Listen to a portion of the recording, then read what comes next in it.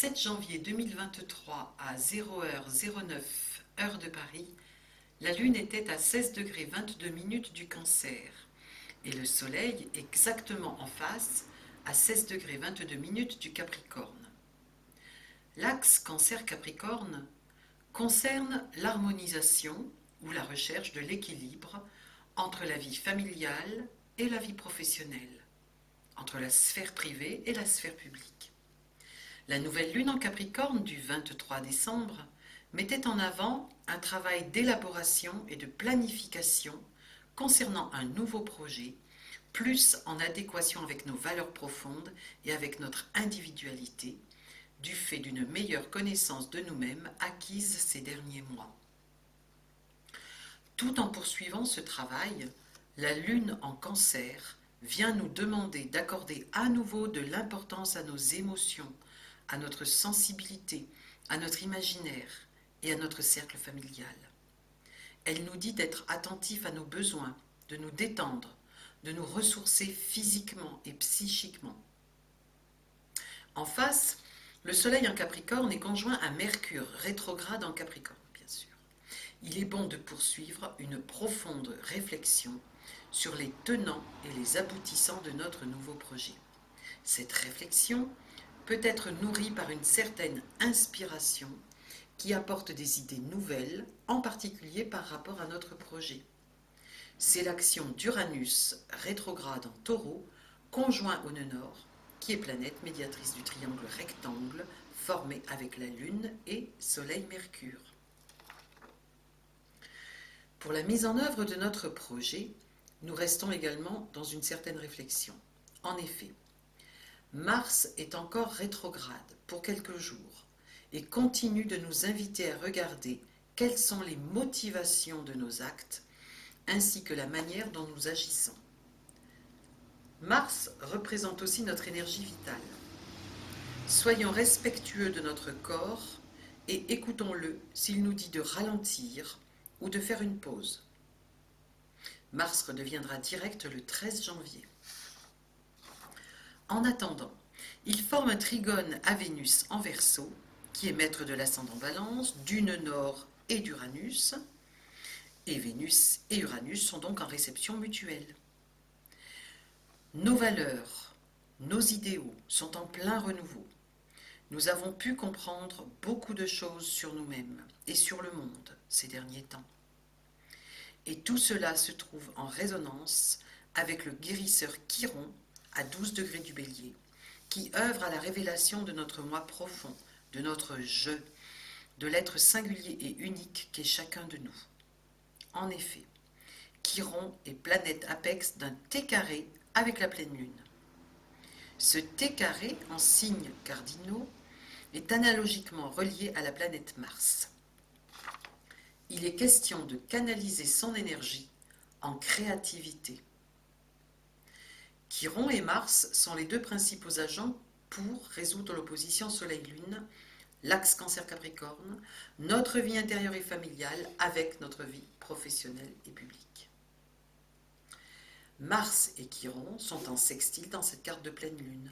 Mars étant maîtrisé par Mercure qui est conjoint au Soleil, qui met en lumière et apporte la conscience. Il est un autre astre qui se trouve en Capricorne avec le Soleil et Mercure, il s'agit de Pluton. Pluton, qui est en fin de séjour dans le Capricorne, puisqu'il passera en Verseau le 24 mars prochain, il termine son travail de destruction des institutions, des structures cristallisées à l'extérieur comme à l'intérieur, et qui sont représentées par Saturne, maître du Capricorne. Pluton permet de faire de la place pour du nouveau. En dehors de son sextile à Neptune, qui renforce nos capacités intuitives, Pluton est en opposition à la Lune noire en Cancer, qui est donc maîtrisée par la Lune en domicile. Il est possible que de vieilles peurs d'abandon remontent, des peurs de sortir de la dépendance et de la matrice. Cependant, nous pouvons véritablement les dépasser du fait de notre connexion avec les mondes spirituels, connexion qui est grandement facilitée avec les sextiles et trigones de Neptune et Uranus, à la Lune, au Soleil et à Mercure. Intuition, inspiration, grande imagination peuvent jouer un rôle particulièrement important dans notre vie quotidienne durant cette période de pleine lune. Pour conclure cette première partie, constatons la présence de 7 planètes parmi les 10 principaux astres. 7 planètes qui sont présentes dans le second cadran, c'est-à-dire les maisons 4, 5 et 6. Cela accentue le besoin d'exprimer nos émotions intimes et nous conforte dans l'importance de nous ressourcer au sein de notre foyer, dans le cadre de notre cercle familial. Sachons nous autoriser ce temps ralenti pour l'extérieur, mais ô combien régénérateur et porteur de bienfaits pour ceux qui sauront s'accorder de précieux temps de pause.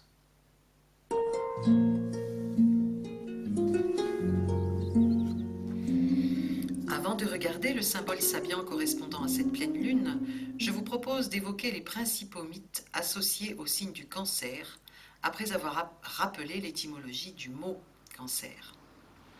Il vient du grec karkinos, qui est apparenté au latin cancer, qui signifie crabe, et au sanskrit karkata, qui signifie crabe également, ou encore, toujours du sanskrit karka, qui désigne une cruche, une carapace, également un crabe, ainsi que le signe astrologique du Cancer.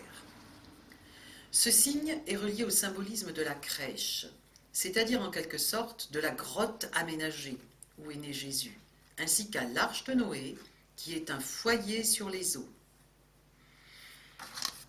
Mais maintenant, regardons le mythe de l'hydre de Lerne, auquel se rattache le signe du Cancer. Ce mythe correspond à la deuxième épreuve des travaux d'Hercule. Après l'épreuve du lion de Némée, Eurysthée ordonna à Hercule, Héraclès pour les Grecs, de tuer l'hydre de Lerne, monstre né de Typhon et d'Échidna ou Échidna. Pour rappel, Typhon est un symbole de l'ignorance et Échidna, la vipère, représente la force d'évolution pervertie. L'hydre de Lerne a eu pour frères et sœurs notamment Cerbère, Lachymère et Orthros. Tout du beau monde, quoi. L'hydre de Lerne est généralement représenté comme un serpent d'eau géant, doté de plusieurs têtes, qui non seulement repoussent quand on les coupe, mais se multiplient. À noter que parmi toutes ces têtes, une et une seule était immortelle. Héraclès, pour faire sortir l'hydre des marais où elle vivait, lança sur elle des flèches enflammées.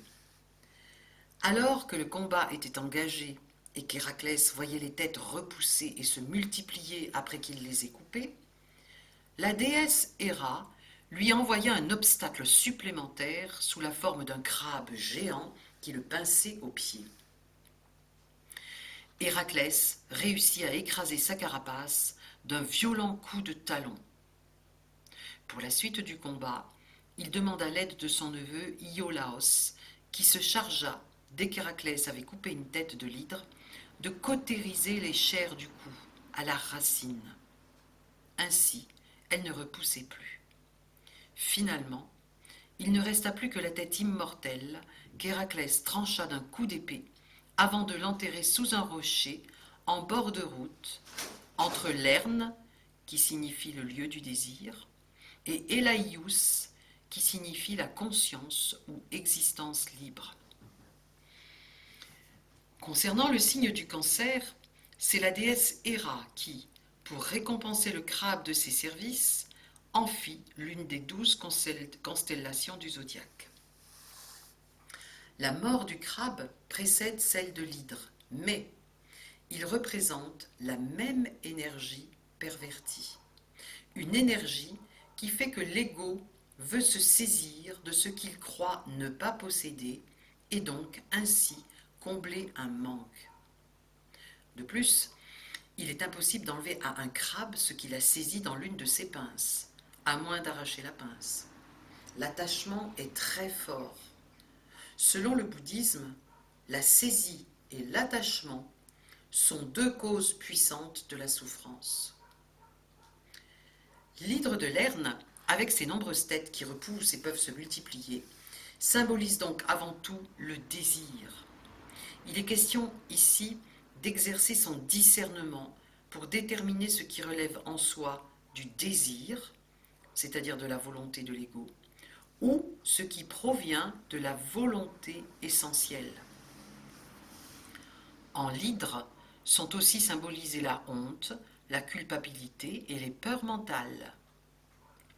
Au niveau d'un travail psychique sur le désir, qui peut être effectué à travers ce mythe, il est question de prendre conscience que le moyen de se libérer de l'hydre est la cautérisation par le feu spirituel. Lorsque nous sommes parvenus à éradiquer toutes les têtes de l'hydre, nous avons déraciné le désir impulsé par l'ego. Nous sommes alors à même de poursuivre notre quête essentielle de liberté.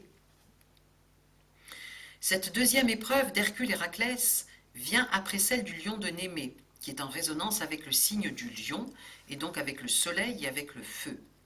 L'hydre, elle, est en résonance avec l'eau et avec la lune.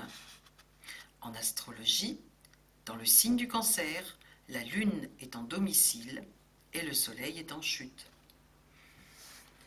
L'eau du Cancer représente l'eau originelle. Avec ce signe, il est question du passé, de l'hérédité, de la mémoire. C'est le signe de la famille, des parents, et particulièrement de la mère, du foyer, de l'intimité. Nous sommes dans le monde de l'émotion, d'une grande réceptivité. C'est aussi notre inconscient, avec ses peurs et ses désirs obscurs. La carapace du crabe est une enveloppe qui protège tout ce qui est intime, tout ce qui est interne, notre inconscient avec ses peurs et ses désirs obscurs. La protection est une caractéristique du Cancer. Se protéger lui-même, prendre soin de lui, mais également prendre soin des autres, des enfants en particulier. Si la lune, au niveau individuel, représente notre personnalité, notre part féminine, réceptive, notre inconscient, nos besoins fondamentaux, elle peut également représenter la conscience collective, et donc la foule, le public et même la démocratie.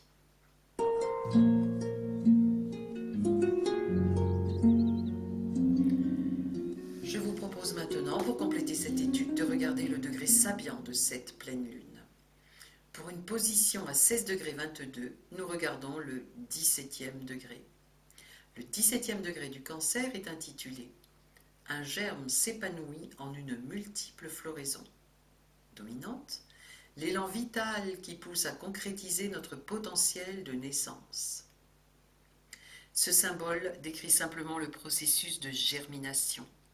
La graine s'ouvre pour donner naissance à la plante qui perce le sol à la recherche de la lumière. C'est un mouvement dynamique tourné vers l'extérieur. La germination est la crucifixion de la graine. Le mouvement d'expansion concomitant à l'expression de soi, qui ne signifie peut-être que l'extension de notre zone d'influence, contraste avec le regard porté sur soi-même pour découvrir la structure et le sens des énergies et des potentialités diverses propres à notre nature. Le mot-clé est croissance. La résonance de ce symbole avec la pleine lune est claire. Je pense que mes commentaires seraient inutiles.